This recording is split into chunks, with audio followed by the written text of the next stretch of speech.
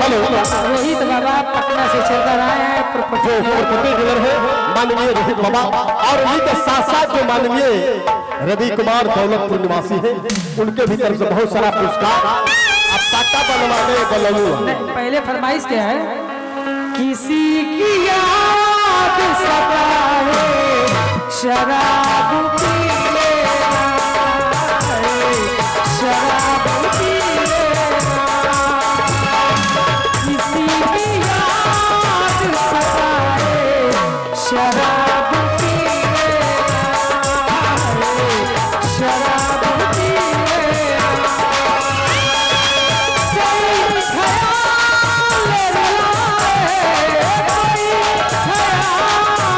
रुलाए, शराब पी लेना, शराब पी लेना।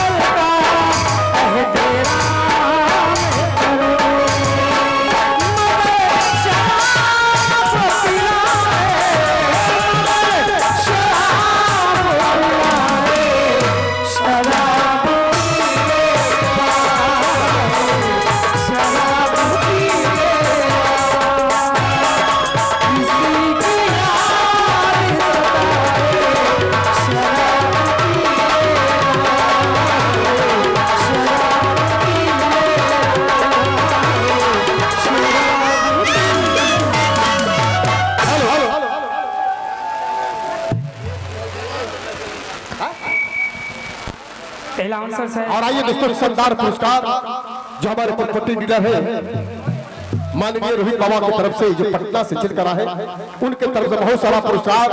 और गार्जियन लोगों का मांग मन है मिस बरखा जी खेसारी का या टुनटुन जी का थोड़ा गीत गा दीजिए, जो भी हो खेसारी जी का या थोड़ा टुनटुन जी का थोड़ा सा गीत गा दीजिए, क्योंकि हमारे गार्जियन लोग बैठे हैं। तो जो गीत का फरमाइश है थोड़ा सा उनको पेश कर दीजिए, उसके बाद आपका फरमाइश। चलिए म्यूजिक की इशारे